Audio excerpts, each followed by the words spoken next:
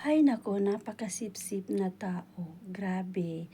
Alam mo, ganyan ka palagi, hindi maganda kasi parehas lang tayo dito nagtatrabaho, Napakakapal ng mukha, napakasipsip. Kapag andito yung amo, grabe, magsipsip.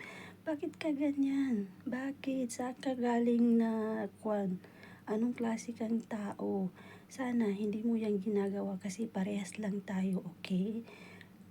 Kahit anong gawin mo, hindi ka nila yan mamahalin na yung pamilya. Pinipil mo talaga na pamilya ka. Hello, magising ka sa katotohanan.